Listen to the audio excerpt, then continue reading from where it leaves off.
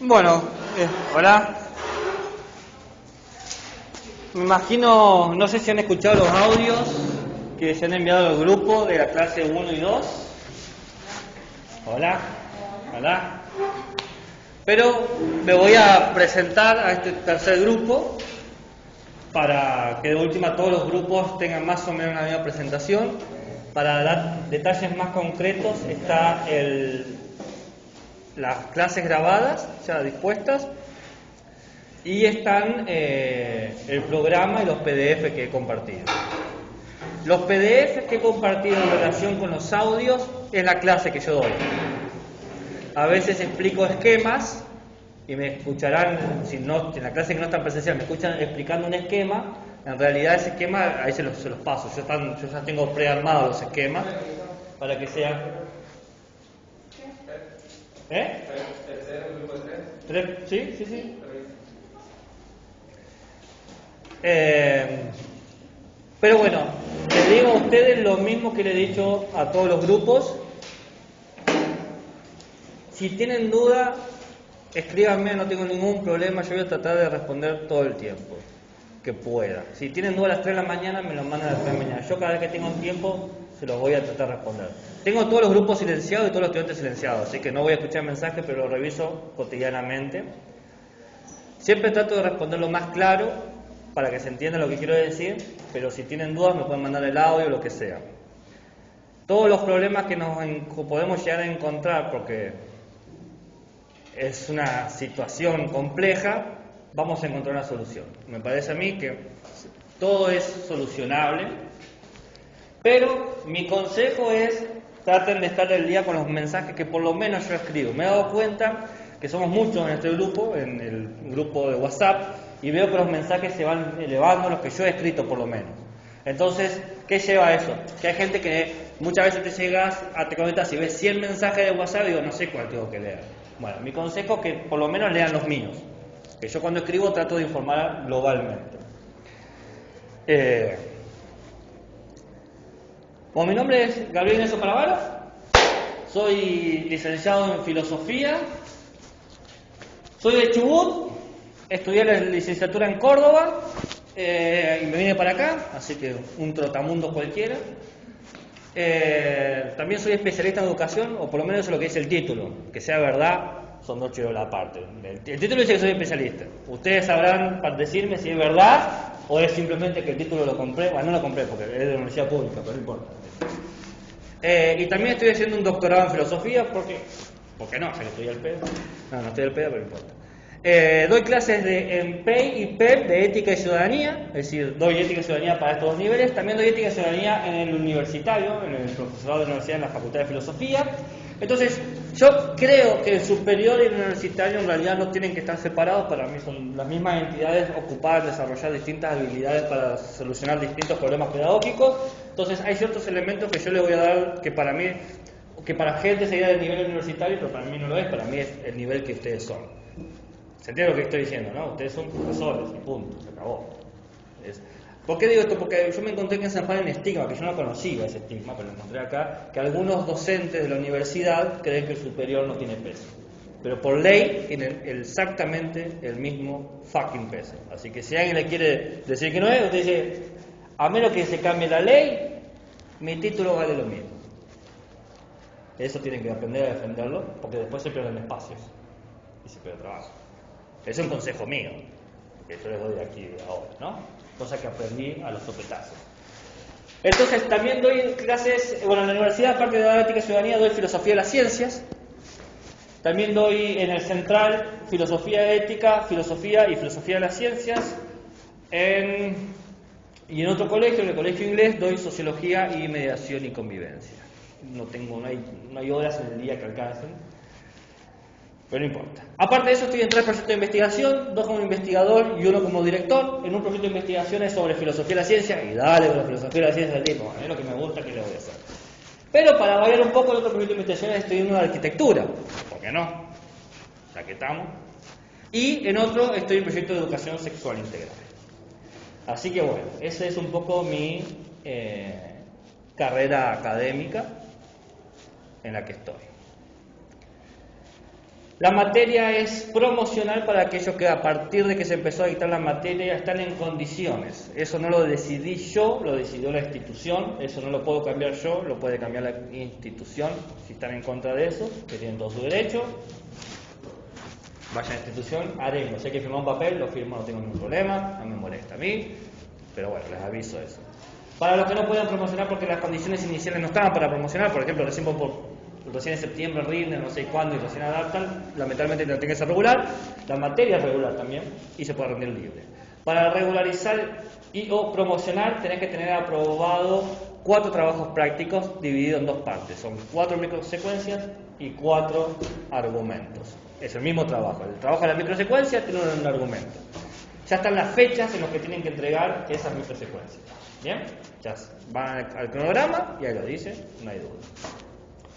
La diferencia entre el que puede aspirar a lo promocional y a lo regular es que el regular tiene que tener nota de 4 y el 70% de asistencia, el promocional tiene que tener nota de 7 o más y el 80% de asistencia. Me conté y hay 5 clases nomás presenciales por cada grupo, así que técnicamente tienen una falta justificada cada uno. O sea, una falta con entender. Es una porquería. Es una porquería. Pero de vuelta, eso no lo puedo controlar yo. Y el que quiere promocionar, aparte de hacer los 4 trabajos y una secuencia integral reguladora, tiene que hacer un escrito. Un trabajo escrito de comparación de 3 artículos. ¿Cómo se hace cada una de estas cosas? Por suerte lo expliqué en el primer día de clase, está todo explicado cómo hacer cada una de estas cosas que les he dicho, pero si no quieren escuchar el audio porque odian el sonido de mi voz, tienen todo el derecho a odiarlo. En el programa te explica cómo hacer cada una de las cosas. Mi recomendación es que lean el programa.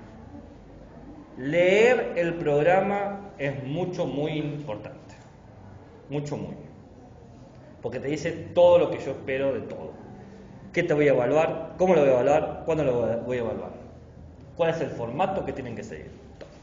No hay duda. Es un programa de 32 páginas, absurdamente largo, pero para que no quede duda. ¿No lo quieren leer? No hay problema, no lo lean. Pero sepan que yo he hecho una engaña pichanga. En el programa he puesto como lectura obligatoria el programa, es como circular. Entonces, uno puede hacer, yo puedo en un final, no lo voy a hacer, obviamente que no lo voy a hacer, pero hipotéticamente tengo la garantía de que en una final puedo hacer preguntas del programa. ¿Por qué? Porque el programa es lectura obligatoria. No lo voy a hacer, obviamente, es una estupidez hacerlo. Pero, ¿qué garantizo con eso? Que alguien me diga, no quise leer el programa. Ok, vos lo quisiste, pero era lectura obligatoria. Es más, di toda una clase sobre el programa. El tipo se cubrió por todos los planos. El título de especialista está robando un poco. Bien. He perdido... iba a imprimir el Excel con asistencia y desapareció. 2 horas de trabajo perdidas en mi vida, lo tengo que volver a hacer. Por lo tanto, pasen una hoja con nombre y apellido si tomo asistencia. Veo que entre las 3 burbujas creo que podemos generar 2 burbujas. Voy a ver si es posible hacer eso para que podamos venir más. Si es posible eso, en vez de tener 5 clases vamos a tener como 8 clases cada uno, lo cual es un cambio muy importante y significativo y van a venir mucho más. Bien.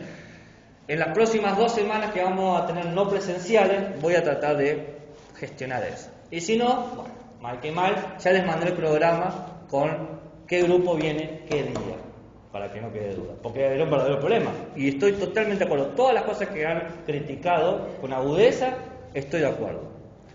Pero es lo que tenemos. No es el mejor de los mundos posibles, es el mundo que tenemos. Entonces, nada. Son la mejor voluntad para adaptarme. Una cosa que he comentado la otra vez, creo que lo comenté en las 2 burbujas y lo comento en esta burbuja. Si, por ejemplo, un día no pueden venir, ¿no? Y pueden venir a otro día, hablen con sus compañeros para ver quién no viene y poder venir en las otras burbujas. Mi idea es que puedan venir la mayor cantidad de tiempo posible. ¿Se entiende lo que estoy diciendo, no? Yo totalmente apruebo eso. Mientras haya 15 personas acá, no me importa si la burbuja 1, 2 y 3. Eso queda claro, ¿no? Entonces, no puede venir, está todo bien, lo súper entiendo. Lamentablemente yo no puedo jugar con las faltas, a menos que me traigas un papel que lo justifique. Pero podés hablar con gente, che, mira, hoy no puedo venir, pero voy a ir el otro día. Vamos y vamos, y si van y van, buenísimo. Echa la ley, echa la trampa, o los silencios, la ley está la libertad. Elijan ustedes la interpretación que más les guste. lo interesante que usted puede tener por cómo está la asistencia hoy en 3 grupos, 5 clases, una falta máxima. Esa es la realidad. Eso sí, no lo crees. ¿A una duda? Pregunta interrogante, insulto, comentario, nota al pie, color. Pensaron los insultos, pero no lo dijeron. Nadie me dice insultos nunca. Siempre doy la oportunidad que me insulten y nada. Mi consejo, aprovechen cuando estamos acá. Hagan todas las preguntas, por más tontas que le parezcan. En realidad yo no creo que haya preguntas tontas, pero a veces uno cree en preguntas tontas, ¿no? Háganla, porque no sé cuándo lo vamos a ver de vuelta. No sé si lo vamos a seguir viendo, no lo sé. Entonces, en el momento que estamos cara a cara, hagan las preguntas sin miedo. Exprímanme, aprovechen el momento, porque yo sé que me pueden hacer las preguntas por WhatsApp a las 3 de la mañana, pero no es lo mismo. No es lo mismo estar cara a cara que luego. Sean astutos, aprovechenme, ténganme como un recurso.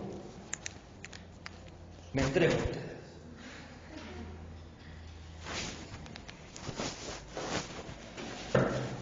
Bien, ¿estamos hasta ahí? ¿Están pasando la hoja de la asistencia? Alguien generosamente ha regalado una hoja para que se pueda poner. Perdí el Excel, lo tengo que armar de vuelta, así que... ¿no? Nombre, apellido, fecha y pongan PEP y con eso soy feliz. Yo tengo una pregunta, ya que estamos subiendo los PowerPoint de las clases y ya les pasa, pero hoy comenzamos la clase 2. Hoy comenzamos la clase 3. Ah, 3. La 1 es el programa, la 2 es los conceptos y la 3 es la genealogía. ¿Por qué la clase 3 y no la 2? Porque el programa es contenido obligatorio. Es mi engaña pichanga. El que avisa no traiciona. Yo voy a avisar. O sea, todo esto. Ah, lo has impreso. Bueno, si te sirve. Un consejo. Pero esto cae maduro, me parece, pero igual lo voy a decir.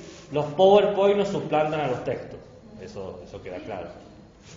Es una ayuda, obviamente, te organiza, pero no suplanta jamás. Bien. Mi espíritu didáctico me hace ponerle títulos a las clases. Y el título de esta clase es Genealogía. Una cosa que saben los que han escuchado los audios y los que no se los digo ahora. Mi letra es horrible. Soy malísimo escribiendo y me canso muy rápido. ¿Qué pasa eso? Cuando me empiezo a cansar, empiezo a dejar de escribir las palabras. Empiezo a hacer así o así. En ese momento, díganme, che, profe, rescatate, chabón, bajale la espuma a tu chocolate, a la gilada ni cabida, no sé, cualquier cosa para que yo me tome cuenta, porque no me doy cuenta, lo hago espontáneamente. Y no me molesta que me pregunten 20.000 veces, ¿y qué dice ahí? ¿Y qué dice ahí? Escribí bien, ¿qué dice ahí? No hay problema. Sí. Buenas noches, ¿cómo va? Sí, acá es la fiesta. Entonces, si algo no entienden, me preguntan. Genealogía del Estado y el ciudadano. Como sé que ustedes son estudiantes muy astutos, astuta y astuto en singular. Ok, razón. ¿Cómo te autopercibís? ¿Está bien que te diga astuto? No sé, quizás querés que te diga astuta y te digo astuta o astute. ¿No? Pues qué sé yo, no sé. Si no lo pregunto no lo puedo saber. ¿Cómo lo puedo saber si no lo pregunto? A menos que vos te presentés. Buenas. Soy Agustín. Díganme astuto. Sería genial presentarse así, ¿no? Hola. Sí, yo soy el astuto. Es medio pretencioso presentar. No te presentes como astuto porque es medio pretencioso. Es soberbio el que te diga yo soy el astuto. ¿Y quién te dio ese título de astuto? Yo me lo di. No me distraigan. ¿Por qué me distraen con esas cosas? Bueno, la primera pregunta que se hacen ustedes, estudiantes que son astutas y astutos, ¿cuál es? ¿Cuál es la primera pregunta? Está obvia ahí. Salta a la vista. ¿Qué? ¿Qué es la genealogía? Muy bien. Genealogía. Esa es la primera pregunta. Porque si yo digo, la clase de hoy es la genealogía, la primera pregunta es, bueno, ¿qué es la genealogía? Muy bien. Un punto para el próximo trabajo práctico, muy bien. No, pero toma el apellido porque Ah, parece que se olvide. y tenés que hacerme acordar por WhatsApp. Bien. ¿A qué les hace acordar la palabra genealogía? Lo genealógico, bien, genealógico. El árbol, olvídate, porque dije la palabra, no la idea. Genealógico, bien. Genealógico, genealogía. Comparten algo en especial. La respuesta está en las primeras tres letras de la palabra. ¿Qué comparten? La idea de gen. Gen significa origen, inicio. Y logía significa ley, sentido. La palabra logía la van a ver en muchos lados. Filosofía, sociología, psicología, ¿no? Aparece varias veces. Entonces, ¿qué sería, por ejemplo, la sociología que tiene la palabra logía? Sería el estudio del sentido de la sociedad. Sociología, logía, es sentido. ¿Qué sería la psicología? El estudio del sentido de la mente, de la psique. La genealogía sería el estudio del origen, del inicio. Entonces yo puedo hacer genealogía de una X. Por ejemplo, genealogía de la educación. ¿Cuál fue el inicio de la educación y cómo se fue desarrollando en la historia? Genealogía de la moda. ¿Cuál fue el inicio de la moda y cómo se fue desarrollando a lo largo de la historia? Genealogía del tequila. ¿Cuál fue el origen del tequila y cómo se ha ido desarrollando a lo largo de la historia? ¿Se entiende la idea de genealogía? Entonces, si la clase se llama genealogía del Estado y del ciudadano, lo que estoy diciendo es que voy a explicar cuál es el origen del Estado y del ciudadano y cómo ha ido evolucionando a lo largo de la historia. Esta clase es la única clase que se va a conectar con la materia Estado, sociedad y educación. Con eso. Bien. Entonces, algunas cosas les van a sonar y otras cosas no van a sonar. ¿Bien? ¿Se entiende? Al final de la clase daré algunas pistas o algunos elementos didácticos de cómo enseñar esto. Porque una de las cosas que no sé si han escuchado los audios, cada vez que yo doy un contenido, le dedico unos 10-15 minutos finales a cómo enseñar esto, cómo se come esto, el famoso. Y ahora, todo bien, Gabriel, está todo liso, me encantó lo que me dijiste, y ahora, ¿y de qué color me pinto? Bueno, dar un poco sobre eso, porque no hay una didáctica de la ética de la ciudadanía. ¿Bien? ¿Se entiende? Una pregunta, ¿qué dice debajo de ley? ¿De dónde? Sentido. Mira, ni siquiera terminé la palabra. Estoy cansado. Los lunes son los días que más clases doy, más horas juntas. Empiezo a las 7:45 y termino a esta hora, o sea, a las 9:20. Imagínense, el tipo. Entonces, esta mancha la tengo de las 7 de la mañana, más o menos, ¿no? Por eso se me cansa la mano, me agarra el viejazo, todo junto. Bueno, por suerte, al otro día también trabajo a las 7 de la mañana, así que no importa. Pensaron que iba a decir que trabajaba más tarde. No es así. No. Hay que levantarse temprano igual. Bueno, empezamos. Todo empieza con un límite histórico. ¿Qué quiere decir esto? Empieza con qué tan atrás podemos ir. ¿Qué tan atrás en la historia de la humanidad podemos ir para encontrar las primeras comunidades? Mucho no se sabe el origen del agrupamiento humano. No se sabe. Pero sabemos que a más o menos desde 200.000 años antes de Cristo, 250.000 antes de Cristo, los homínidos empezaban a estar juntos. Esto es cuestión antropológica y biológica. Empezaron a vivir juntos, en manadas, ¿no? El Homo australopithecus, el Homo erectus, todos estos homínidos, ¿bien? Y más o menos se mantuvieron así, sobreviviendo con rudimentarios esquemas de organización social, hasta llegar, digamos, al 20.000 a.C. Nuestra historia empieza más o menos aquí. Vieron que me fui muy atrás, porque la clase se llama genealogía, el origen. Así que me quedan 22.000 años para llegar al día de hoy, o sea, va a ser un recorrido largo. Pero voy a tocar las cosas importantes para ustedes, ¿no? Quédense tranquilos. Los primeros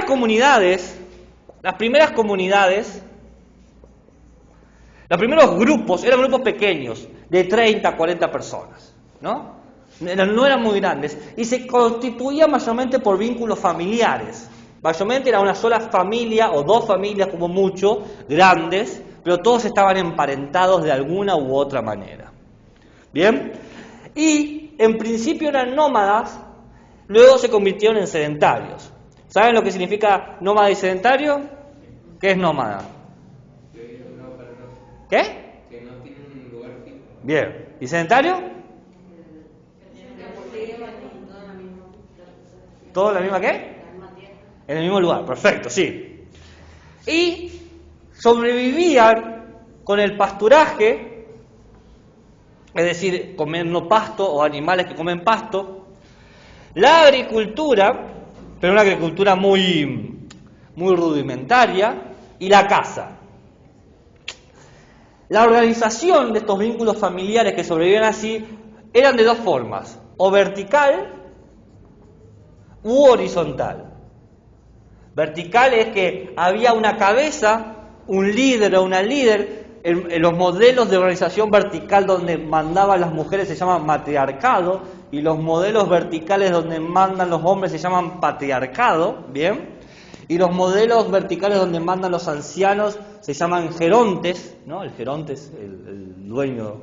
¿Se entiende lo que estoy diciendo? También puede mandar el más fuerte, indistinto del género, quien sea más fuerte, el que no lo pueden matar, el que gana la pelea. No importa qué género sos, mientras no te maten, sos el líder. Eso te dura un par de años nomás, porque después o te volvés viejo, te volvés cansado, o te matan, o te morís, no sé. ¿No podían dejar el puesto? No podían dejar el puesto, en vez de morir, decir, abandonar el cargo. Dejar el puesto en un sistema donde gobiernan más fuerte es un síntoma de debilidad. ¿No? ¿Entiendes? Entonces, en ese sentido, si vos querés dejar el puesto, querés abandonar la familia. Y la única forma de abandonar la familia es muriéndote. No hay otra forma. Hace 20.000 años, o sea. Pues dirán, che, qué extremista. ¿Por qué no se juntaron a tomar una cerveza y charlaron de su diferencia? Bueno, no había un bar en ese momento. Los horizontales, por el contrario, era una cuestión de una repartición homogénea de las obligaciones. Todos hacían más o menos lo mismo. Todos pescaban, todos criaban a los hijos, todos cuidaban a los enfermos, etcétera, etcétera, etcétera. La característica común de este periodo en las comunidades es la idea de que la ley o las obligaciones estaban regidas por la costumbre. Esa costumbre en realidad era producto de un mito. Un mito que te decía que fuera del grupo familiar existen monstruos, gente peligrosa que te quiere matar. Era muy común, y es muy común, encontrar, no importa en qué civilización busquen en el año 20.000 a.C., americanas, africanas, europeas, asiáticas, ¿bien? El mito, distintas maneras, pero el mismo mito, que dice, fuera de la comunidad hay monstruos o cosas terribles que te van a matar. No te vayas de la familia, no te vayas de la comunidad. Si te vas, te morís. De ahí viene esa idea. ¿Entiendes? Entonces, el mito funcionaba como una norma. Tenemos que convivir, tenemos que estar juntos. Poco a poco, este mito empezó a tener más forma, porque empezó a aparecer gente que decía que interpretaba el mito. Gente que entendía el mito. Gente que decía, yo sé lo que los dioses quieren que hagamos. Si vos sos la persona que habla con los dioses, poco a poco vas a tener más poder que los demás. Este sistema, que no importaba si era vertical o horizontal, poco a poco se fue haciendo cada vez más vertical. Es decir, la gente que estaba más en contacto con lo supernatural, con los dioses, eran los más poderosos. Porque, obvio, si vos te codiás con Dios, la repegaste. O sea, el mejor amigo que te puede tocar es uno que te puede hacer milagros, ¿o no? Esta gente empezó a tener más poder en la medida que se fue volviendo cada vez la sociedad más sedentaria. El sedentarismo fue de la mano de la agricultura. En la medida en que la gente se dio cuenta que era más redituable convivir cultivando que cazando, se empezó a asentar. Y en la medida que se asentaba, se vio necesariamente la organización. Y se generaron castas. Castas según el oficio. Es decir, si vos eras agricultor, tus hijos van a ser agricultores. Si vos sos guardián, tus hijos van a ser guardianes. Esa es la casta, lo que se mantiene. Y si vos sos el que interpreta el designio de los dioses, tus hijos van a interpretar el designio de los dioses. Se van solidificando el orden social, los de arriba y los de abajo. Esto va generando toda una idea de ley sagrada. La ley es lo que los dioses quieren. Pero, seamos honestos, esa ley la dice en realidad el que habla con los dioses. Aparece en la ley sagrada, esperen que me agacho, la idea del rey sacerdote. Esta idea del rey sacerdote aparece en el periodo que se llama, este nombre no se lo tienen que acordar, pero se los voy a decir igual, la revolución del Neolítico. Neolítico, ¿bien? En el siglo 8 al 7 antes de Cristo, es decir, 12.000 años después de esto. Es decir, que por 12.000 años este modelo se mantuvo y después, en el 8.000 antes de Cristo, se fue cambiando. ¿Entienden? Se fue transformando. ¿Por qué? Porque empieza a aparecer esta idea de que en realidad hay un rey que representa al Dios. Ya no es el que interpretaba, sino que era un Dios hecho carne. Se cambia la idea, ¿entienden? Como que Dios baja a la tierra y toma cuerpo humano. Sí, medio fumado, lo entiendo, pero así funcionaba. ¿Puedo borrar?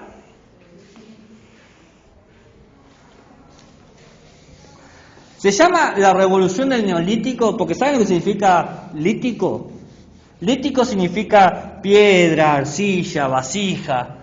Se aprenden nuevas técnicas para hacer vasijas, nuevos contenedores de alimentos que no se podrían, entonces el alimento duraba más tiempo. Y neolítico porque, bueno, son nuevas técnicas de trabajo sobre la piedra. Pero bueno, no importa, esa palabra no se las voy a pedir. ¿O sí? No. ¿O sí? No.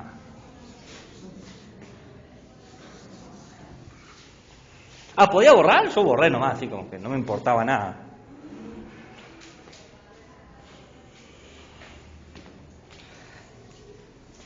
En la revolución del Neolítico, donde aparece el rey sacerdote, la pregunta es, ¿quién es el ciudadano? En realidad, hay un solo ciudadano que es el rey. Todo lo demás son súbditos. El rey sacerdote es quien gobierna en su capricho. Decide qué quiere, cómo lo quiere, cuándo lo quiere. El rey es el único que es libre. No hay nadie más libre que el rey. Todos los demás tienen que hacer lo que eso. Pero el rey tiene unos funcionarios públicos que son los sacerdotes. Entonces, así como nosotros tenemos ministro de guerra o ministro de educación, tendríamos sacerdote de guerra, sacerdote de educación, etc. ¿Entienden?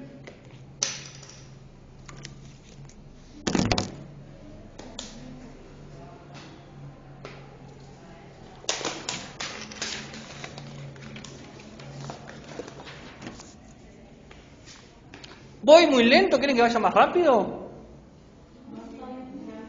¿Más rápido? No. Pregunto, ¿puedo ir más rápido? En realidad estoy yendo lento, me obligo a ir lento. Bien. ¿Pero qué pasa? Más o menos en el siglo V a.C., en lo que se llama la caída de los reinos micénicos. Los reinos micénicos son los que se formaron en las caídas del río Tigris y Éufrates. ¿Dónde queda eso? Irak, por ejemplo. ¿Dónde está Irak? La Mesopotamia, exactamente. No importa, no es necesario que se acuerden ese nombre, ¿no? Pero les doy el nombre por si les interesa. La caída de los reinos micénicos, por ejemplo, la caída de Sumeria, la caída de Nippur, la caída de Uruk, son ciudades antiguas, ¿no? Ciudades antiguas. En esa caída, suceden tres cosas. Primera, un desarrollo de la agricultura con el sistema de canales. Una innovación radical que en ese momento no se tenía, que era el terreno dividido con canales donde pasaba agua y por lo tanto podrías tener grandes macizos de tierra cosechando trigo, cebada, distintos tipos de grano, lo cual era una locura, porque se empezó a producir más alimento del que se estaba consumiendo. ¿Y qué pasa cuando hay exceso de alimento? ¿Qué sucede? Eso, la economía, la acumulación lleva a la economía a tener que vender. Mirá, como me sobra trigo, te cambio a vos mi trigo por tu cebada. Sucede otra cosa, que los sacerdotes se dan cuenta, por un lado, que el rey no es un dios. Dijeron, como que este es medio gil. En realidad no es ningún dios. Y segundo, se dan cuenta de que ellos tienen el bacalao. Dice, en realidad el que maneja el lugar, el cotorro, somos nosotros, no el rey. Entonces, ¿qué hacen? Pin caja, sacan al rey y dicen, nosotros tenemos el poder. Obvio. Entonces, se transforma de este gobierno monárquico, donde había uno solo que tenía poder, a un gobierno aristocrático. Aristocrático proviene de la palabra aristoi. Aristoi no significa aquí estoy. No es que cuando uno dice, aristoi, como aquí estoy. No. Aristoi significa el mejor, el bueno. La aristocracia es el gobierno de los mejores, el gobierno de los buenos. Entonces, está el desarrollo de los sistemas de canales en la agricultura, lo que genera un crecimiento exponencial de los materiales y por lo tanto un comercio. Se cambia el sistema de gobierno, ya no el gobierno de uno, sino el gobierno de algunos. Y tercero, se consolida la imagen de ciudad-estado. Fíjense que recién ahora estamos hablando de Estado. Estuve hablando de comunidades, estuve hablando de grupos, ahora hablo de ciudades-estado. Aparece la idea de ciudad-estado. ¿Qué es la ciudad-estado? Básicamente, la ciudad-estado es un país del tamaño de una ciudad. ¿Por qué? Porque antes no existían tanta gente. Entonces, los países tenían tamaño de ciudades. En vez de ser Argentina, sería la ciudad de San Juan, o la ciudad de Caucete, o la ciudad de Santa Lucía. Sería el Estado, el país Santa Lucía, el país Caucete, el país San Juan Capital. ¿Se entiende? Porque no había tanta gente. Entonces, eran pequeños países. Como son pequeños países, se les llama ciudad-estado. Pero se entienden como países. Tienen que ponerse en la cabeza que eso es un país. ¿Se entiende? Estas ciudades-estado, gobernadas por los mejores, fíjense, re soberbios los tipos, somos los mejores, aguante nosotros, salchicha con puré. No, bien. Salchicha con puré, como que da hambre, ¿no? Como que a esta hora es cuando te dan ganas de comer. Salchicha con, ¿a nadie le gusta la salchicha con puré? ¿Sí? Bien ahí, respeto. ¿También? Bien ahí. ¿A nadie usted? No los voy a invitar a comer nunca entonces. ¿Cómo les gusta la salchicha con puré? ¿O son todos veganos y piensan que la salchicha? ¿no? Porque podemos comer salchicha vegetariana, salchicha de tofu, ¿no? Ni siquiera tampoco salchicha de tofu. No hay forma de ganar ustedes. La ciudad-estado se caracteriza por ser autónoma, es decir, es independiente y es autosustentable. Tiene todo lo que necesita. En este modelo aparece que todos los que vivan ahí están siendo protegidos. La ley del Estado es para protegerte. Vos sos protegido porque has nacido aquí. Los habitantes de la ciudad son los privilegiados. ¿Se entiende más o menos? ¿Estamos hasta aquí? Ninguna duda, ningún interrogante, ninguna pregunta, ningún insulto, ninguna nota al pie, ningún color. Se dice que los que vivían dentro de la ciudad eran los protegidos. Sí. Aquellos que vivían afuera. ¿Quiénes eran? Eran los bárbaros. Bárbaros, los extranjeros, los otros, los peligrosos. El mito que habíamos tenido en las primeras comunidades de que afuera están los monstruos, ahora afuera están los salvajes. Es el mismo mito pero transformado. Ya no son fuerzas sobrenaturales, son fuerzas contra el Estado. Interesante ese cambio. Es el mismo mito pero bajado a tierra. El enemigo es el extranjero. Eso suena al siglo XXI, ¿no? Un poco. El enemigo es el extranjero. Bueno, eso es una idea de 5000 antes de Cristo. Ciertas cosas no cambian. Los bárbaros.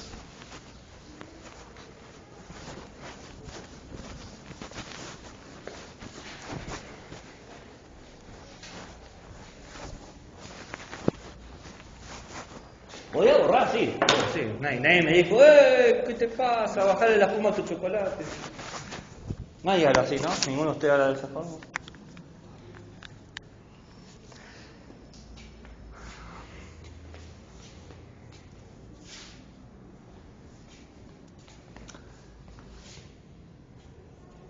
En el siglo 500 a.C. aproximadamente, del siglo 1000 a.C. al 500 a.C., del 1000 a.C. al 500 a.C., todo este sistema que yo les voy contando de los aristoides, de los aristócratas, tiene un nuevo vuelco. Es decir, que por 4000 años funcionó hasta que pin caja se rompió. Ay, me han hecho. Pero, ¿cómo se cambia? Y bueno, para eso les tengo que explicar lo que es el ius naturalismo. Ius, I-U-S, espacio, Ius es ley. Y naturalismo es naturaleza. Yo sé, profe, ¿por qué me trae palabras en latín? ¿A quién cuernos le importan las palabras en latín? ¿Me las va a tomar? No, no se las voy a tomar, obviamente. Pero es importante que tenga el concepto, y más porque ese concepto sigue funcionando hoy en día, y yo le voy a explicar por qué. El naturalismo significa ley natural, eso es lo que significa, ley natural, que básicamente dice que la ley protege al que es natural de un lugar.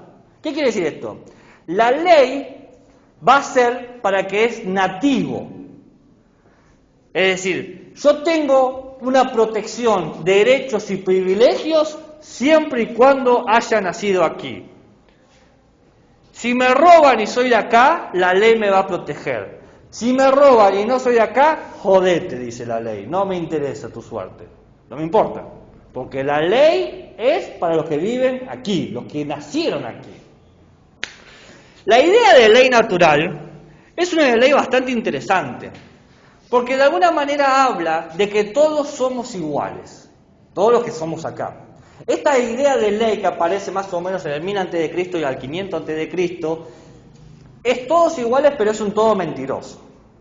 Porque en realidad los que son iguales son los hombres. ¿Bien? En este modelo de las sociedades ultramachistas. Entonces, el único que era libre era el hombre, y el único que era igual era el hombre. La mujer era una posesión, los hijos eran una posesión, el ganado era una posesión. Entonces, pero lo interesante de esta ley, que sigue funcionando hoy en día, las leyes argentinas protegen a los naturales de Argentina. La Constitución lo dice claramente. esta ley es para los argentinos.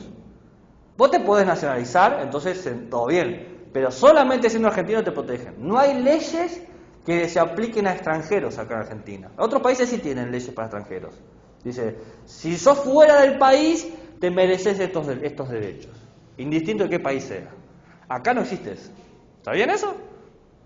Acá tenemos leyes que solamente son para nosotros. Si vos sos un extranjero que escapa a la guerra, dices, qué bajón ser vos, pero como Estado no me importa. ¿Se entiende? La ley natural trae tres cosas buenas. Les voy a dar el nombre en griego y les voy a dar el nombre en castellano. Les da la isonomía, isegoría y la eleutería. Isonomía, I-S-O-N-O-M-I-A, isegoría, I-S-E-G-O-R-I-A, eleuteria, E-L-E-U-T-H-E-R-I-A, eleutería. No me importa que se aprendan los nombres en griego antiguo, está todo bien, nadie se los va a pedir. No te voy a decir, che, explícame la eleutería, no es necesario. Lo que me interesa es que recuerden estas tres leyes. Isonomía significa igualdad. Isegoría significa hablar. Eleutería significa libertad. Lo que dicen esta idea de biosnaturalismo es que todos los naturales tienen tres derechos básicos. Y esto es lo importante. Tiene el derecho de que somos todos iguales, el derecho de poder hablar y ser oído, que me escuchen cuando hablo, y la libertad. Básicamente estas ideas siguen funcionando hoy en día. Los ciudadanos son todos iguales, son todos libres y todos tienen el derecho de opinar. Esta es una idea que se construyó en el 1000 a.C. y sigue funcionando hoy en día. Y es parte de lo que queremos, que te piden a vos que enseñes en PEP. O sea, a ustedes se les pide en PEP que enseñen esta idea de libertad, de igualdad y de escuchar al otro y de hablar. Es una de las cosas que siempre se refuerza. En esta idea, la política se piensa, o el trabajo, se piensa como un entrenamiento. Acá aparece la idea del entrenamiento cívico. Fíjense, enseñar ética y ciudadanía es una de las disciplinas más viejas de la historia. Tenemos que formar a la gente, dicen los griegos antiguos, en las ciudades-estado. Tenemos que formar a la gente para que sean buenos ciudadanos. ¿Por qué estaban preocupados por formar buenos ciudadanos? ¿Por qué estaban preocupados de que aprendan la idea de igualdad, de hablar y de libertad? Porque querían enseñar que la felicidad es la felicidad estatal. Es muy distinto a lo que pensamos hoy en día. Hoy en día creemos que la felicidad es personal. Lo que a vos te hace feliz, a mí no me hace feliz. ¿A vos te gusta la cerveza? ¿Sí? Ah, bueno, en ese sentido somos iguales, bien. ¿A quién no le gusta la cerveza? ¿A vos? ¿Volver? No podemos ser amigos, lo siento. O sea, se rompió la posibilidad de amistad, tenemos que vivir como enemigos, pero podemos respetarnos como enemigos. Pero eso es una idea actual, es una idea de hoy en día. Hoy en día tu felicidad no implica mi felicidad. Pero antes sí implicaba. Todos tenemos la misma idea de felicidad, se decía. ¿Por qué? Porque la prosperidad de tu país es tu prosperidad. Entonces vos tenés que luchar a favor de la prosperidad del país. Esa idea más o menos todavía sigue operando. Si al país le va mal, nosotros sentimos que no va mal. Si al país le va bien, nosotros sentimos que no va bien. Esa idea de felicidad grupal es la idea que se enseñaba. La ética cívica de ese periodo enseñaba que la felicidad es grupal. Pero hoy en día, cuando enseñamos en PEP, también enseñamos esa idea. La felicidad es grupal. Si ustedes están en un grupo de estudiantes y Pepito está llorando, usted no le van a decir, che, ríanse de Pepito que es alto gil, mirá, se le cayó la sopa, ja, ja, ja. Ja, ja, ja. Deje de discutir con los alumnos. ¿Podemos pasar a hablar 2 minutos más, chicos? Sí, pasen. Bueno, chicas. ¿Qué estaba diciendo? La felicidad estatal. Bien. Que hoy en día enseñamos en ética y ciudadanía que la felicidad es comunitaria.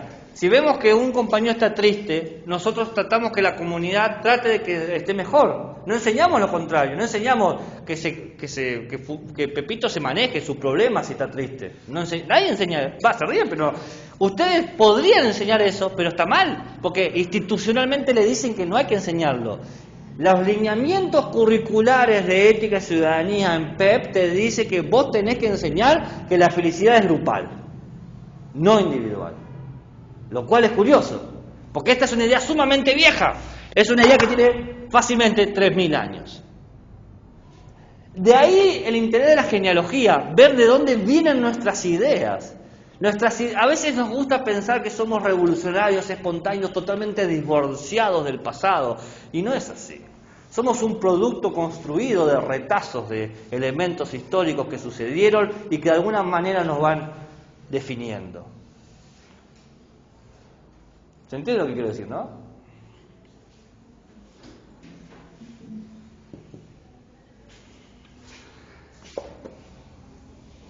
El problema de esto funcionó más o menos bien hasta el 500 antes de Cristo.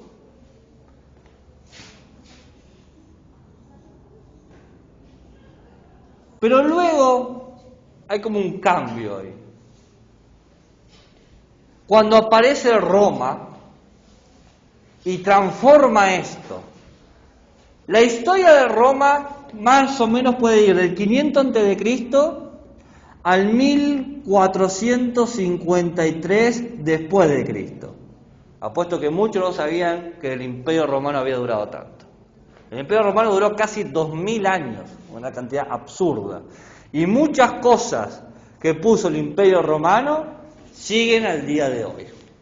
Elementos de la Constitución argentina, elementos de las constituciones latinoamericanas, elementos de las constituciones europeas americanas son herederos directos de los cambios que va a traer Roma. Por eso mucho de la jurisprudencia de los abogados se hace en latín, porque está sumamente imbuida por el idioma que los creó. Una pregunta, profe. ¿Culmina con la caída del Imperio Romano en Occidente? Con la caída del Imperio Romano de Oriente. El de Occidente cae más o menos en el 400 después de Cristo. El de Occidente. En realidad cae, en el 230 y pico. Pero bueno, algunas partes no se terminaron de caer de todo y el corte tradicional es el 400 después de Cristo. Pero bueno, el Imperio Romano como tal, hasta 1453, vivito y coleando. ¿Qué hace el Imperio Romano? ¿Qué trae? Bueno, el tema es que Roma empieza como una ciudad-estado más, ¿bien? Como una ciudad-estado más, pero tiene mucho éxito. Su plan fue una startup tipo, qué sé yo, Apple o Musimundo, no sé, empezó a multiplicarse como pedidos ya, empezó con un simple puesto y de repente empezó a tener muchos. Bueno, fue una startup que tuvo mucho éxito.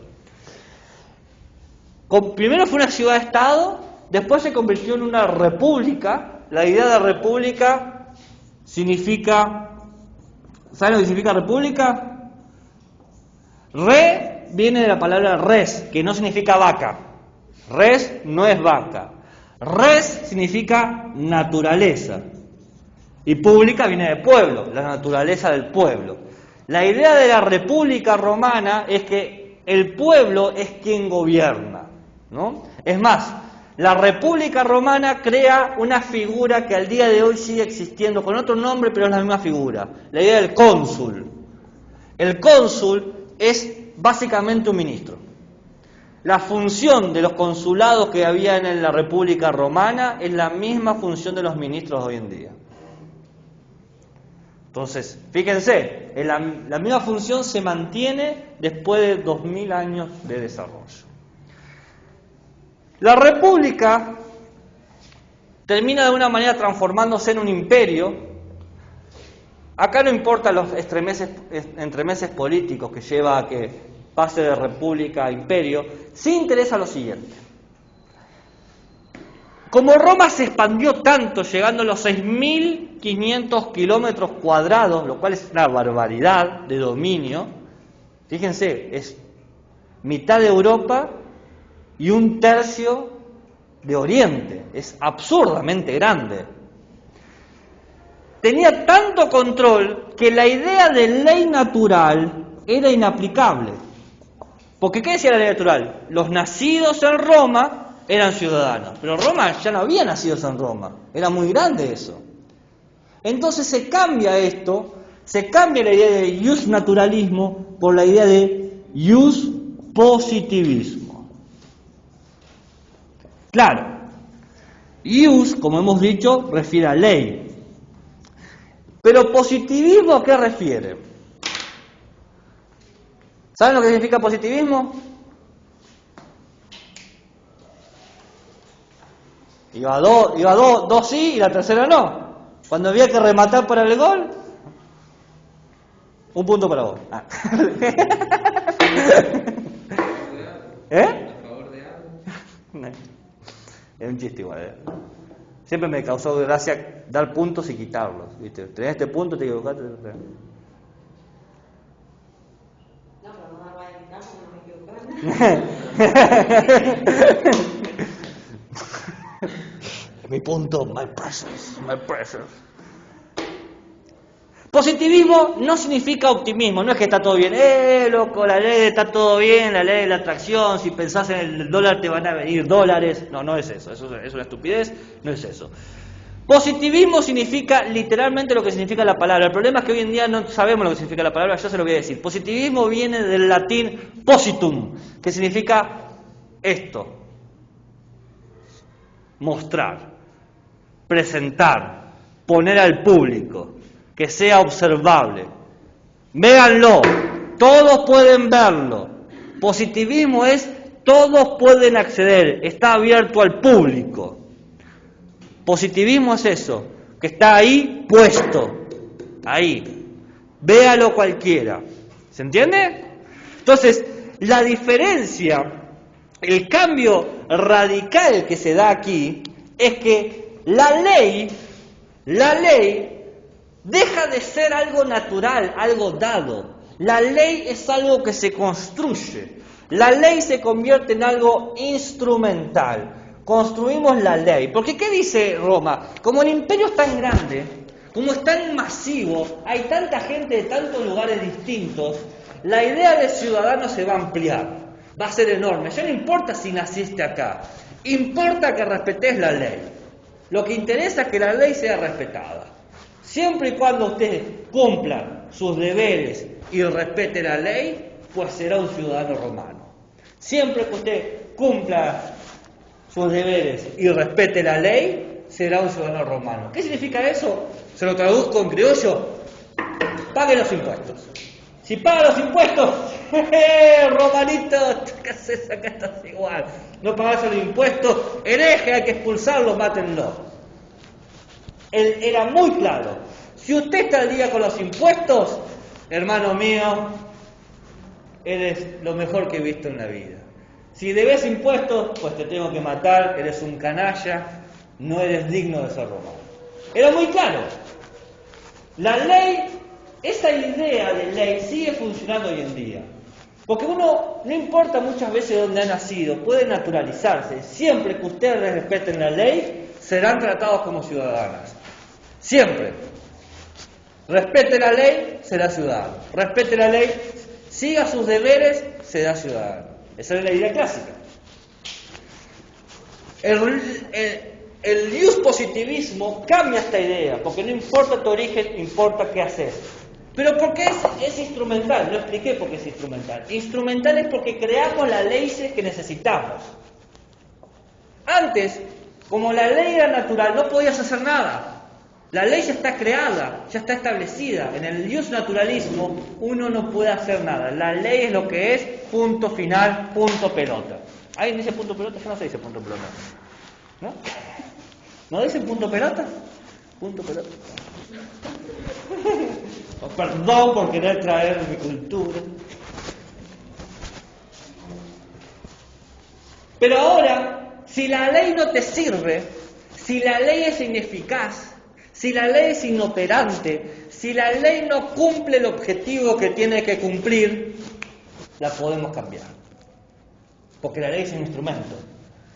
No vas a usar un martillo para sacar un tornillo, vas a usar un destornillador. Entonces, si no tenemos leyes destornilladores, vamos a crear una ley destornilladora para poder sacar este problema, para poder cambiarlo. Esa idea sigue el día de hoy. Creamos las leyes que necesitamos. Hoy en día decimos, si la ley que tenemos no me sirve, creamos otra y punto pelota.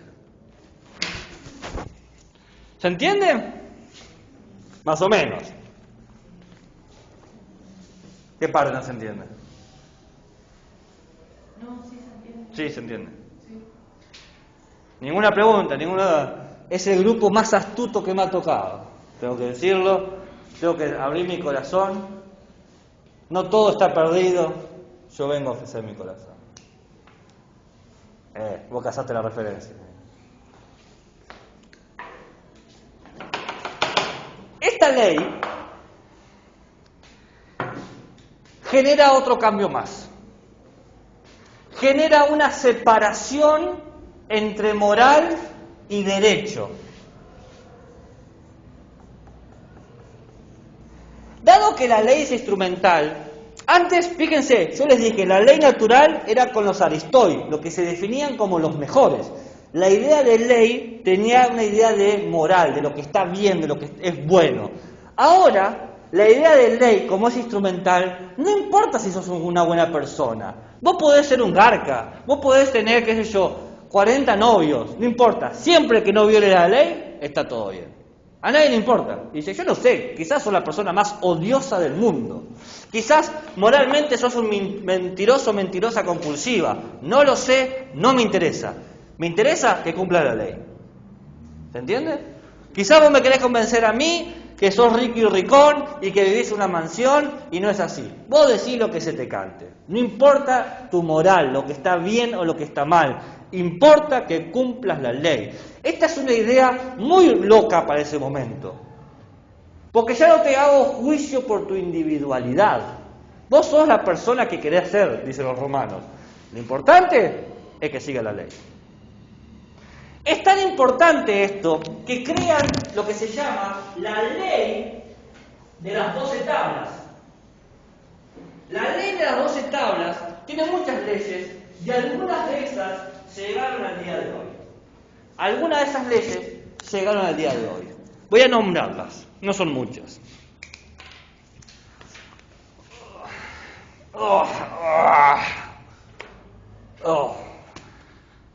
Después quién me para, no sé. Bueno, una, el habeas corpus. ¿Saben lo que es el habeas corpus? El habeas corpus significa aquí el cuerpo. El habeas corpus es usado hoy en día, es un recurso legal que dice que vos no podés hacerle ningún juicio a nadie si no está presente. Es muy importante esto, porque si yo te culpo a vos de robar algo, tenés que estar vos presente en el juicio para poder defenderte. Antes, yo te podía acusar a vos de robar algo y si no estaba, era el problema tuyo. Y después llegaba la policía y te mataba. Che, te tenemos que matar. ¿Cómo te dices porque robaste? Pero ¿cómo que robé? No importaba, te mataba. Esa parece una ley tonta, pero es muy significativa porque tenés la oportunidad de defenderte. El famoso sin cuerpo no hay delito. Si no tenés a quién culpar, si no está la persona. La otra ley es media obvia, la igualdad ante la ley. La ley sirve para igualarlos, no somos de entrada iguales. No sé, los romanos decían, yo no sé cómo somos, no voy a definir el humano, no voy a hacer pensamientos filosóficos. Es más, los romanos eran un queso para la filosofía. Eran muy buenos abogados, muy malos filósofos. Básicamente, el romano era un abogado con una espada, porque era bueno para la guerra y para hacer juicios. En eso era bueno. Y dicen, yo no sé quién sos, pero ante la ley somos todos iguales. Y esa es una idea que sigue funcionando hoy en día. La ley nos hace iguales. Vos podés ser No importa tu biografía, no importa tu cuerpo, no importa tu identidad, no importa cómo te expresás. Es la ley la que nos hace iguales. Eso es. Y es una de las cosas que enseñamos en PEP, la igualdad. Somos todos iguales, a pesar de nuestras diferencias. O las diferencias no importan, no es a pesar de. Somos diferentes porque nuestros cuerpos, nuestra manera de movernos, nuestras historias son distintas, pero por ley somos todos iguales.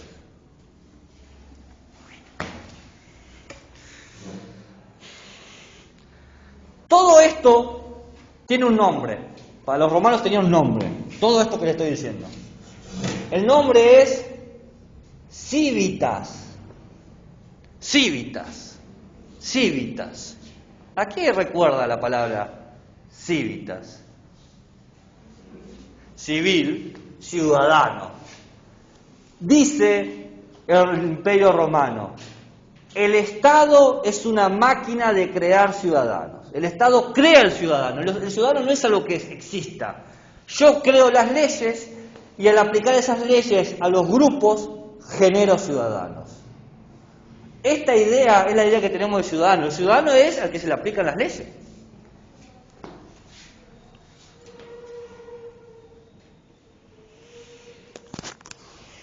¿Puedo borrar? ¿Alguna pregunta, duda, interrogante, insulto? ¿Comentario?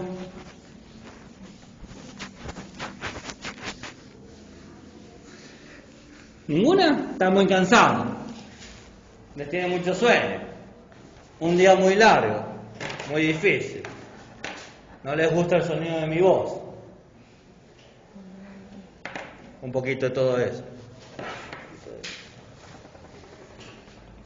Todo esto que yo les he dicho tiene una forma de ser enseñada en PEP, que al final vamos a hablar un poquito de eso.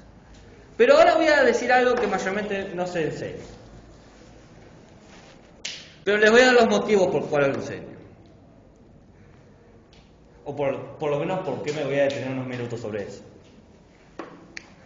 ¿Qué es la Edad Media? En la Edad Media mayormente no se enseña o se decide no enseñar la idea de Estado y de ciudadano en la Edad Media, porque en la Edad Media el Estado y la religión están fusionados, son estados religiosos. Tenés el Estado cristiano y el Estado islámico. Hoy en día los estados no son religiosos, ¿no? Esa es la idea que hay. Pero ¿qué pasa? Para mí eso no es cierto, y voy a dar mis razones. El Estado, tenemos muchos estados no religiosos, pero hay muchos estados que son religiosos. El Vaticano, San Marino son dos ejemplos, pero también todos los estados asiáticos que tienen definiciones y representaciones claramente religiosas. Entonces, es algo real hoy en día. Y es muy probable que la generación de estudiantes a lo que ustedes enseñen tengan algún contacto con individuos que hayan provenido de esos estados.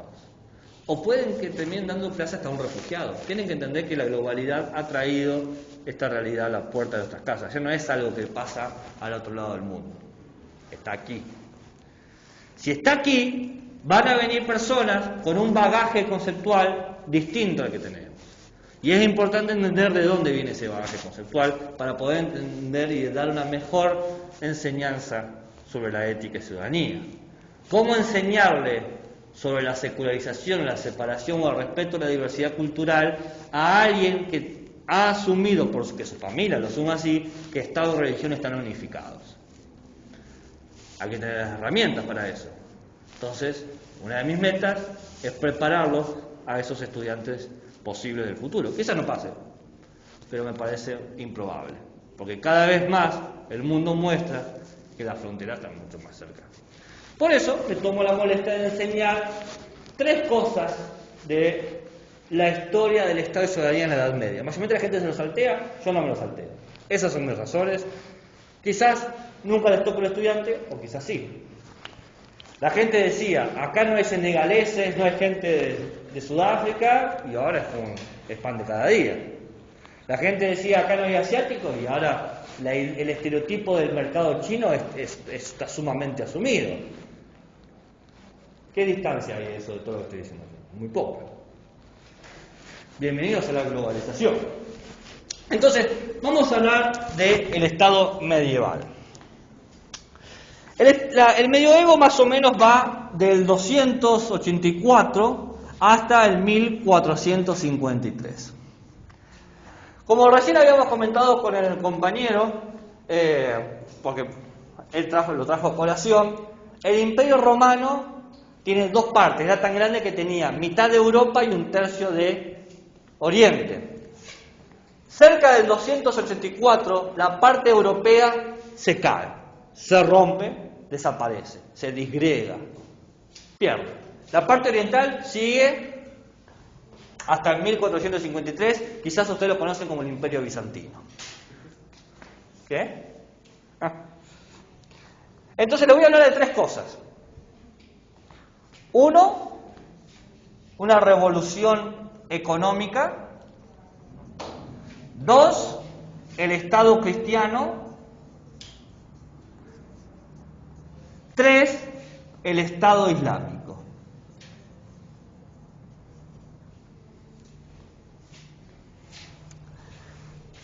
La revolución económica influye en los dos estados, en toda Europa y Asia. Entonces empezamos por ahí. ¿Qué caracteriza económicamente la Edad Media? El feudalismo. El feudalismo es un sistema económico que aparece en la Edad Media que tiene dos partes importantes.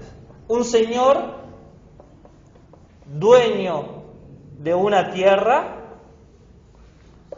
y un siervo, muy bien, que trabaja esa tierra. ¿Eso lo vieron en el Estado?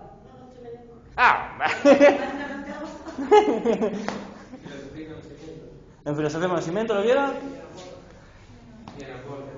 Esto es un vínculo jurídico, ¿le han dicho eso? El hecho de trabajar en la tierra era un contrato que no se podía romper. Una vez que trabajabas en la tierra de un señor, no te podías ir a otra tierra. Es más, te mataban por ir a otra tierra.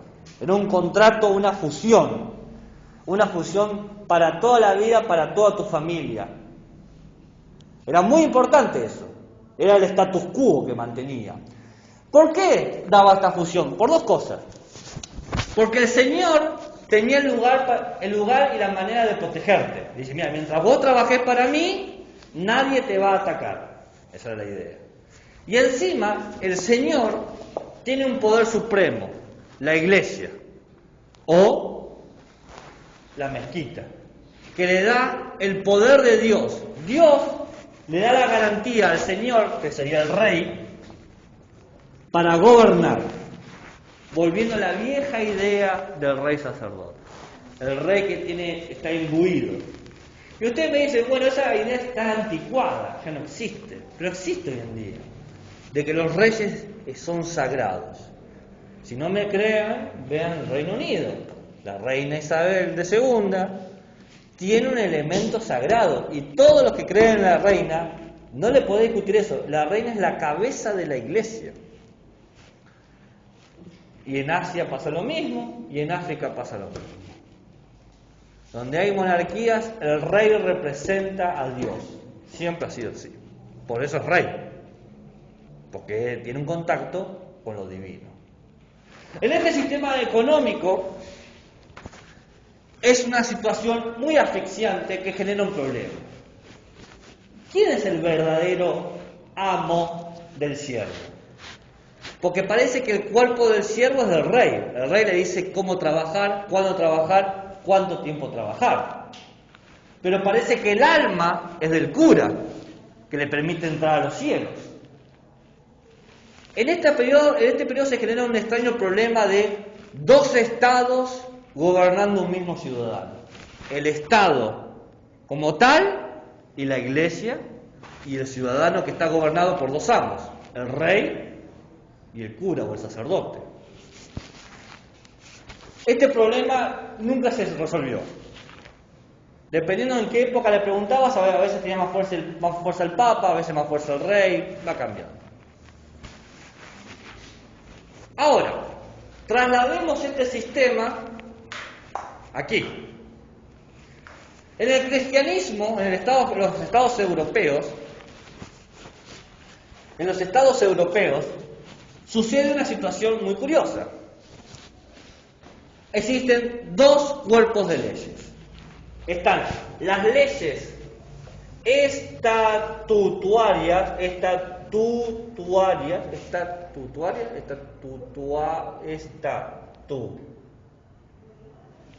¿Cómo dice el texto?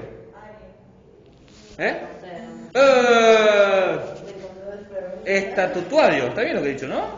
Estatutario. Es que a esta hora ya mi mente está haciendo a 2 por hora. ¿Qué pasó? Y las leyes canónicas. Básicamente tenemos las leyes de cómo ser un buen fiel, un buen creyente, y las leyes del comercio. De todo esto, lo que se mantuvo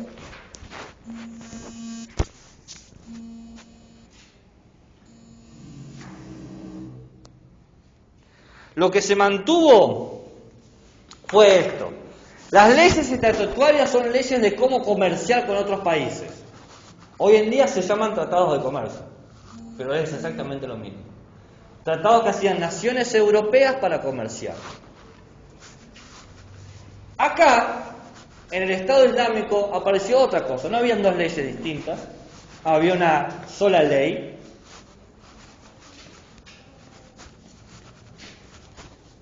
Pero estaba la misma división. ¿Vieron como yo les dije que está el rey y el sacerdote?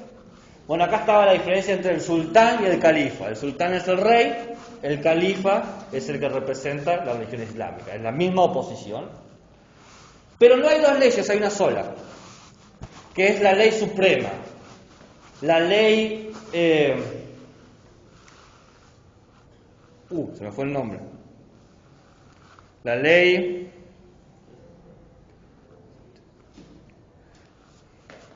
Bueno, se me fue el nombre en árabe, ya me voy a acordar. Pero básicamente es el pilar que dice: Alá es Dios y Mahoma su profeta. Esa es como la ley básica, ¿no? Ay, no me sale. Shiva. La Shijá, ahí está, salió, vamos. Aparece el precepto principal, que es esta: Alá es Dios y Mahoma su profeta, que sería todo el aspecto religioso, y aparece la yihad. La yihad es conocida como la guerra santa, que es la política de conversión de todos los otros. La idea de la yihad es que todos los ciudadanos del mundo tienen que ser islámicos. ¿Qué es eso? Ser ciudadano es ser religioso. Y esto permite entender muchas veces por qué las expansiones de los países islámicos puede ser tan agresiva, porque la actitud es esa: tienen que ser todos convertidos al Islam, ¿no? No todos interpretan eso, pero esa es una de las ideas más fuertes. Es más, si ustedes ven lo que pasa en Afganistán, va con este sentido. ¿Por qué tienen tanta fuerza estos movimientos extremistas? Porque justamente dicen, hay una ley sagrada que todos los ciudadanos tienen que cumplir. Ese es el principio. Y por eso los gobernantes son, al mismo tiempo, juristas o gente que conoce cómo funciona el Estado y sacerdotes. Siempre están fusionados. Una advertencia. Yo sé que le expliqué esto de los dos estados no se enseña en PEP. Esta parte. Lo demás sí, ya les voy a explicar por qué. Pero esto no. Pero ya les di los argumentos de por qué se los enseñé. Quizás me equivoque, quizás nunca se encuentre con eso. Pero yo no me voy a quedar con la duda. Por lo menos la herramienta la van a tener. No me voy a quedar durmiendo. ¿Qué pasa si un día tienen un estudiante de PEP con un velo? ¿Le van a decir que se lo quiten? Y no le puede decir que se lo quite. Pero va a generar preguntas. Sus compañeros van a decir: ¿por qué tenés eso puesto? Porque Alá me lo prohíbe. Alá me impide mostrar mi cabello. Ay, ahí te quiero ver cómo lo va a enfrentar eso. Ahora por lo menos entienden cuál es la lógica. Está fusionado eso. Entonces ustedes pueden hacer actividades sobre eso. Por ejemplo, entender las culturas, las prácticas, el respeto. Me quedan 2 esquemas y termino.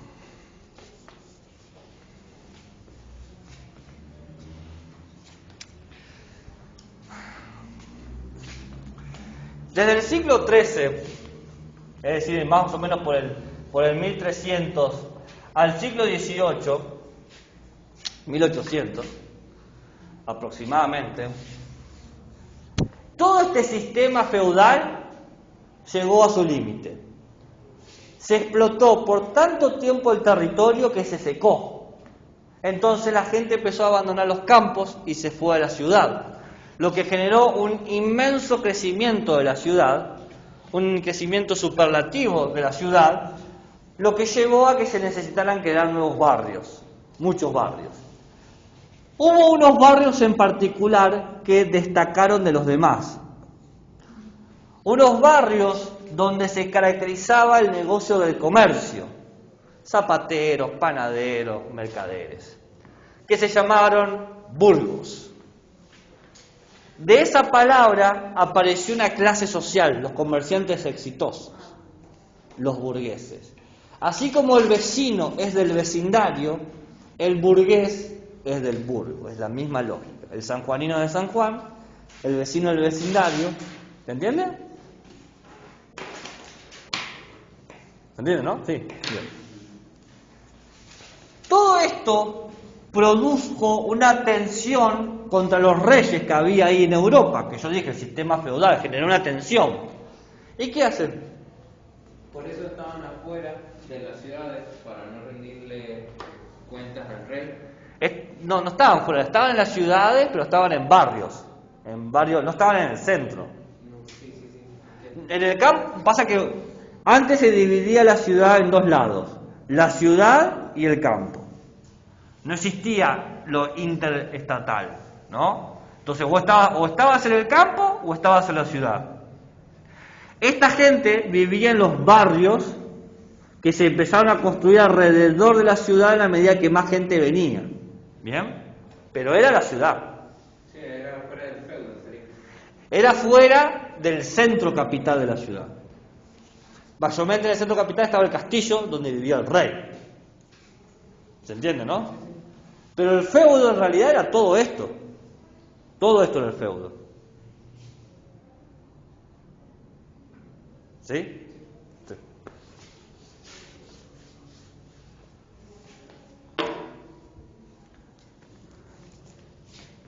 Ahora, en la medida que van teniendo poder los burgueses, los burgueses empiezan a tener tanto poder que pueden comprar sus propios ejércitos, lo cual es mucho poder. Es mucho. Poder pagar tu ejército es tener mucha plata. Lo que empieza a rivalizar con el poder de los reyes y los aristócratas. Ya luego vamos a hablar de la Revolución Francesa, que es una revolución burguesa, así que me voy a quedar en los datos importantes. Lo que termina pasando fue que los burgueses expulsan al rey e imponen la idea de democracia, que es la idea que existe hoy en día. Donde dicen básicamente una idea muy simple pero poderosa, que dice que todos los hombres, mejor dicho, todos los humanos nacen libres e iguales. Se proclama la Declaración de los Derechos Humanos. Con eso se genera un cambio radical de cómo entender al Estado del ciudadano. El Estado es el lugar que tiene que garantizar la protección de los ciudadanos.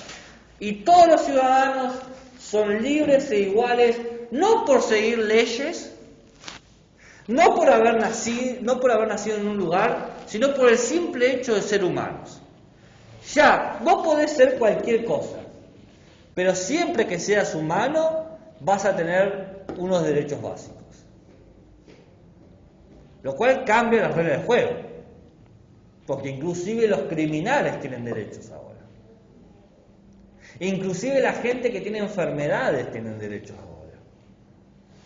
Inclusive la gente que no se reconocía como parte de mi humanidad.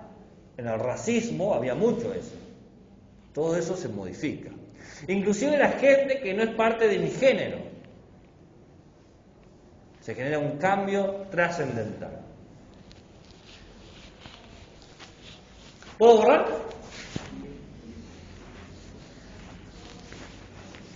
El último. Y llegamos al siglo XXI. Siglo XXI. Cambalache. Problemático y febril. El que no llora no mama. Y el que no afana sufrir. Hoy en día nos encontramos con un verdadero problema. La gente no se siente ciudadana. ¿Por qué? Porque la gente dice muchas cosas. Dice, primero, no siento que el Estado me proteja. El Estado no me protege. Yo tengo que mirar muy bien cuando camino por una calle oscura. No siento que haya alguien que me esté protegiendo. Segundo, el Estado crea leyes que no siento que me representen. El Estado ha creado leyes en las que no me siento cómodo, dicen los ciudadanos. Ha creado leyes que privilegian a otros y le quitan privilegios a otras personas. Esas son las ideas que se crean. De estas ideas nacen el nacionalismo, la xenofobia, ¿no? Todo eso. Pero aparece, ese sentimiento está. No me siento ciudadano de mi país. Sí, nací en Argentina, pero no me importa. Es más, si pudiera, me iría, ¿no? ¿Cuántas veces hemos escuchado eso? La suerte está en otro lado, porque mi Estado no me protege. Hoy en día la ciudadanía es algo fragmentario, algo difuso, algo perdido, algo disoluto, difícil de agarrar.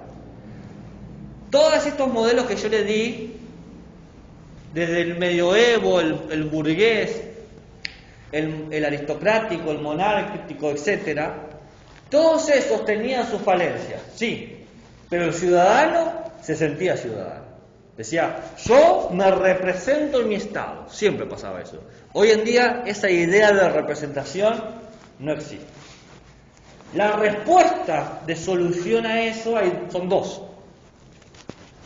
El multiculturalismo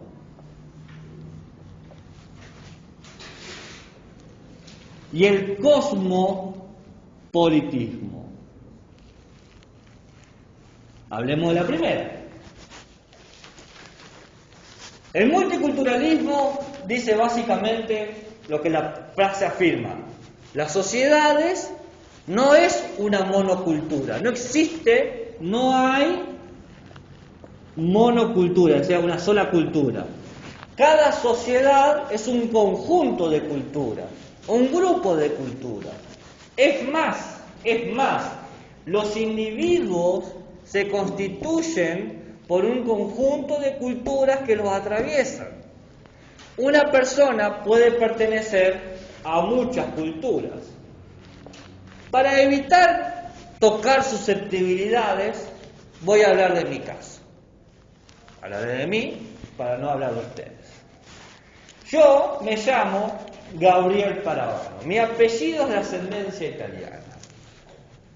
Este apellido Paravano es parte de mi padre.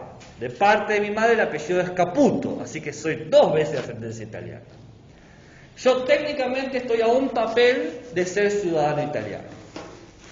Quiere decir que culturalmente yo tengo 2 nacionalidades. Argentina e italiana. No sé nada de italiano, no sé italiano. Sé lo que el sentido común me dice italiano. Pero culturalmente estoy atravesado.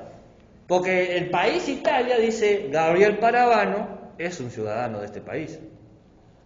Entonces de repente tengo 2 nacionalidades. No solamente 2, sino que yo soy del Chubut, del sur. En el sur es muy común que haya grandes comunidades de mapuches y tehuelches. Yo toda mi primaria y secundaria la hice con gente de pueblos originarios.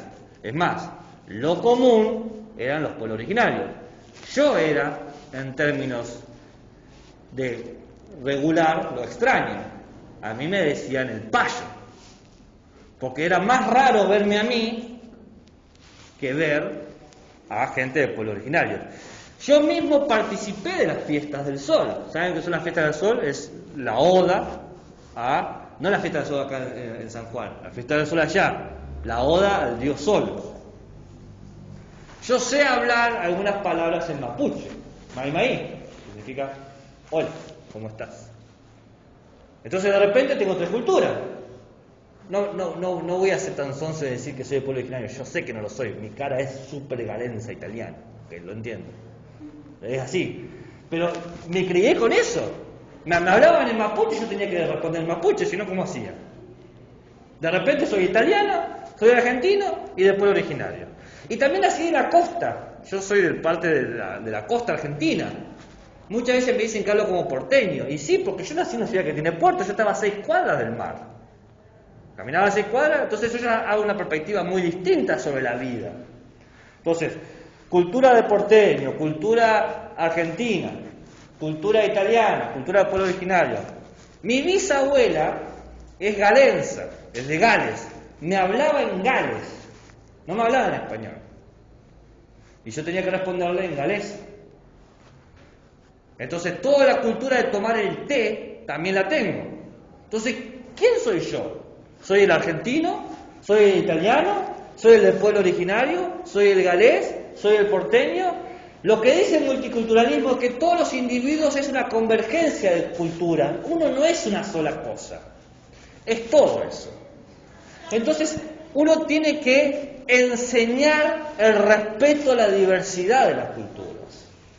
El respeto, porque uno no puede decir, yo soy esto. ¿Dónde estamos? Sí, vos te podés sentir más apropiado, más identificado. Pero ¿dónde están ustedes? ¿Cuántas palabras ustedes usan o cuántas idiosincrasias tienen de los huarpes sin ser huarpes, por ejemplo? ¿Qué tan lejanos se pueden mostrar en eso? El multiculturalismo habla justamente de eso, de que estamos totalmente imbuidos de múltiples culturas y que hay que respetarlas. Y uno tiene que enseñar eso, respetar las culturas. ¿Cómo? Por ejemplo, enseñando canciones típicas. Si vos tenés un grupo de estudiantes, tenés gente, por ejemplo, de pueblos originarios, podrías practicar saludos corteses o comentarios corteses en el idioma de esos estudiantes. Esa es una típica práctica de ética y ciudadanía multicultural. A ver, ¿en qué idioma hablan en tu cultura? Bueno, todos aprendamos a decir hola y adiós en estos términos. O ¿cómo estás? Y bien en estos términos. Es una típica práctica esa, que habla justamente del respeto, de que hay distintas formas de hablar y de presentarse. Por el otro lado, el cosmopolitismo tiene una mirada totalmente... ¿Se entendió el multiculturalismo, no? ¿El ejemplo sirvió o fue una tontería para hablar de mí? Hablé de mí porque no quería evitar preguntarle, che, ¿vos de qué cultura sos? No daba. Pero se entendió, ¿no? Cosmopolitismo. El cosmos habla del universo, cosmos lo universal. Y lo político tiene que ver justamente con las vinculaciones. El cosmopolitismo va a decir básicamente que no importa tu cultura, lo único que importa son un grupo de leyes básicas. Leyes que se construyen de manera consensual y que están dirigidas al respeto del individuo. ¿Por qué habla de esto el cosmopolitismo? Porque el cosmopolitismo dice, algunas culturas a veces son agresivas con otras personas. Estás obligado a hacer tal cosa. Y vos no tenés que sentirte obligado a hacer nada que no quieras. Por lo tanto, el cosmopolitismo lo que dice es que hay que respetar la individualidad, las leyes. Sí, ser cordiales, pero lo que importa acá es convivir con el otro, en su individualidad, en su autonomía, en su libertad. ¿Entiendes lo que estoy diciendo? ¿Se entiende, no? Por lo tanto, supone otro tipo de práctica educativa. Vos acá no vas a enseñar la cuestión de la cultura, vas a enseñar el respetar los tratos y la cordialidad.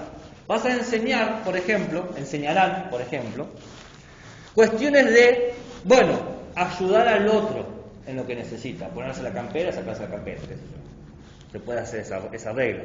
Cada compañero o compañera va a ayudar al otro a acomodar sus cosas en su lugar, ¿no? No importa quiénes son, importa lo que hacen, importa el trato, importa el respeto. ¿Se entiende, no? Es distinto acá. Una cosa está atado a la cultura detrás tuyo, que te va definiendo, te va generando una identidad. Y acá es, bueno, no sé quién sos, pero te voy a respetar por el simple hecho de ser un humano. ¿Se entiende eso, no? ¿Por qué? Porque de alguna forma, a veces las culturas son violentas. Según mi cultura, no puedo hablar con mujeres, por ejemplo. Pues sí, no sé qué pasa. Bajo un campo. ¿Sí? Estoy lleno la cara de dedos. Bien. ¿Alguna duda, un interrogante, un insulto, un comentario?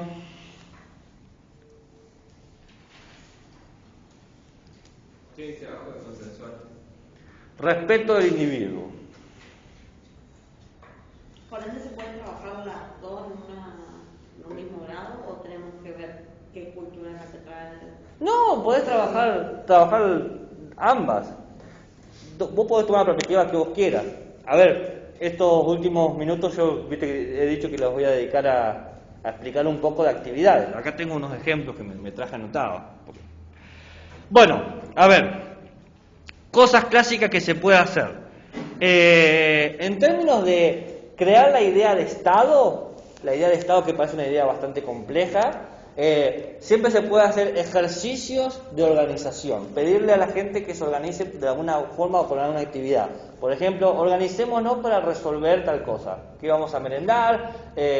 ¿A qué vamos a jugar? ¿No? La idea de organización y de comunidad siempre puesta en una actividad va a contribuir a la idea de Estado, ¿no? Entonces, si ustedes quieren generar la idea de Estado, de organización política, con ese tipo de actividades ya se va construyendo. Pero si quieren hacerlo más conceptual, ¿no? Esto fue una cuestión más práctica. Si quieren hacer una cuestión conceptual, tienen que hacer la siguiente escala. Hablar desde la familia, al vecindario, barrio, a la ciudad, a la provincia y luego al país. Tienen que hacer ese recorrido. El asiento del Estado siempre la familia. Entonces, cualquier cosa que quieran identificar del Estado, tiene que garantizar primero que se identifique la familia. Leyes, organización, consenso, respeto. ¿Se entiende lo que estoy diciendo? Todo lo que quieran. Entonces, lo tienen que traer algo cercano a su experiencia y de a poco, bueno, así como ustedes en la familia tienen que respetar al otro, así también con su vecino. Y de esa idea de vecino a la idea de ciudadano, y de la idea de ciudadano a la idea de provinciano y la idea de nación. Esa escala conceptual les va a permitir que el estudiante vaya construyendo el concepto de ciudadanía. ¿Se entiende? Así como vos sos parte de tu comunidad familiar, también sos parte de la comunidad vecinal. ¿Se comprende lo que estoy diciendo, no? Con el respeto, con las cuestiones sobre lo histórico. Bueno, están los clásicos trabajos sobre lo patrio, los símbolos patrios, pero uno puede ir un poco más allá, puede ir con distintos símbolos, porque nosotros, nuestra historia como nación es muy compleja, muy rica y muy contradictoria. Entonces pueden agarrar elementos culturales. Por ejemplo, yo sé que está súper cremado y cliché el hecho de hablar del trabajo de las mujeres en la edad colonial, el trabajo de los hombres. En vez de hacer eso, ¿por qué no buscan canciones populares de esa época? ¿Qué se cantaba? ¿Qué no se cantaba? Los tangos son un buen ejemplo.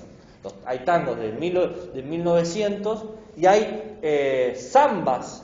Por ejemplo, la zamba de Rosas, que habla justamente el chabón del billete de 20 pesos, que habla de eso, de los mazorqueros de Rosa. Entonces, aprender una canción y pensar en esa canción, quién es la persona que se habla, es interesante. Hay canciones que son unitarias y federalistas, ¿saben? Las famosas. Entonces, pueden cambiar la perspectiva. Si quieren ir a lo fácil, hablen sobre eso, sobre los símbolos patrios. Pero yo creo que es mucho más rico decir, bueno, ¿por qué se cantaba esto? ¿no? Hay una que se llama La Pulpera de Santa Lucía, ¿no? Encima habla de Santa Lucía. Habla de Santa Lucía de Buenos Aires, pero ustedes dicen, bueno, pero acá hay en Santa Lucía también. ¿Saben lo que es una pulpera? No la que casa. Claro, sería la mesera, es eso. La pulpera es la que trabaja en la pulpería y sería la mesera. Y la pulpera se enamora de alguien que va a la guerra de libertad civil en Argentina, y muere y nunca viene. Y la pulpera se queda esperándolo. Entonces ahí tienen una canción también que pueden hablar de la pérdida, de que la gente que dio vida por mantener estas libertades. Y esos conceptos se pueden trabajar. ¿Se entiende lo que estoy diciendo? El otro ejemplo es... estoy viendo lo que tengo acá anotado. Bueno, yo le tengo un conjunto de cuentos y leyendas populares de Argentina, de María Grondona. Son 8 volúmenes, que son un conjunto de cuentos y leyendas populares que encima están dirigidos para P y para PEP. Te da como secuencias para realizar eso. Entonces, la idea de la identidad, de la pertenencia, del grupo social, se puede trabajar con cuentos. Que, dependiendo del grupo que tengan, tienen que elegir el cuento, obviamente, ¿no? Lo tienen que adaptar. Pero hay mucho de eso para poder desarrollar. También con la cuestión de Estado pueden hacerse crucigramas con las palabras claves, ¿no? Estado, democracia, qué sé yo, ciudadano. Pueden hacerlo con los gobiernos. El esquema que yo les di de gobiernos, de muchos, algunos y pocos, sirve para poder identificar cómo se van gobernando las cosas. La idea de aristocracia, de monarquía y de democracia, siempre es útil compararla. Y con ejemplos históricos. Argentina pasó por los 3 modelos, si quiere hacerlo local. Y si no, a nivel mundial hay muchísimo. Es más, si quieren enseñar sobre la historia argentina, pueden enseñarlo desde esa perspectiva. ¿Por qué se luchaba contra el virreinato? Porque el virreinato era la monarquía. ¿Y quién estaban luchando? La aristocracia, los burgueses argentinos. Era la misma lucha del siglo XVIII que estaba pasando en Francia, estaba pasando en Argentina.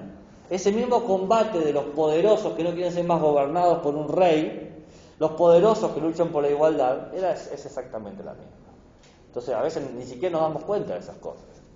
La Revolución Francesa llegó a ecos argentinos. Porque qué casualidad que 15 años después de la Revolución Francesa, Argentina y toda Latinoamérica empezó a independizarse. Porque estamos en la misma onda. Entonces, esos conceptos se pueden trabajar, la idea de qué tanto se puede luchar por tu libertad, qué tanto importa nuestra igualdad, ¿no? Entonces, ese tipo de actividades se pueden desarrollar. Acá tengo otras más. Bueno, la otra es empezar a construir conceptos, dar una definición de Estado y una imagen, un símbolo, y empezar a preguntar ¿qué entienden por estas palabras? ¿Qué no entienden? ¿No? Entonces, a partir de lo que ya traen de su casa y lo que no, ir reconstruyendo el sentido, ¿no? Puede ser Estado, puede ser ciudadano, puede ser nación, patria, país, ¿no? Entonces, con cada una de esas pueden hacer una actividad similar, con un dibujo y una pequeña definición que copien, que representen. Un consejo es que todas las actividades que hagan siempre tengan un momento autoperceptivo. ¿Qué sienten de esto? ¿Qué piensan? ¿Cómo lo ven? ¿Bien? Para generar un momento de metacognición sobre ellos mismos. Claramente no les voy a decir, bueno, ahora empieza el proceso de metacognición. No, le hacé la pregunta. ¿Qué pensás de todo esto? ¿Estás de acuerdo? ¿No estás de acuerdo? ¿Qué les parece? Es más, el ejercicio de metacognición para ustedes, ¿qué les parece? ¿Están de acuerdo con esto? ¿Qué piensan? ¿Qué piensan de todo esto? ¿Creen que es útil? ¿Creen que es inútil? ¿Creen que es una pavada? ¿La estupidez más grande que han visto en su vida? ¿Qué piensan? ¿Creen que sirve para algo? ¿No sirve para nada?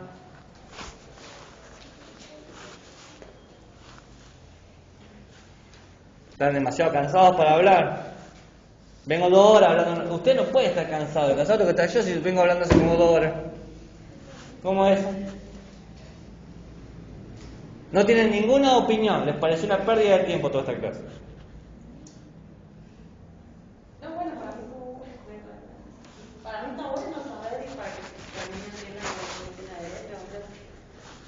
O sea, que es igual que todos, que no importa más chico ni menos libertad absoluta o menos derecho, sino que todos somos iguales y bueno, eso se plantea más que nada bien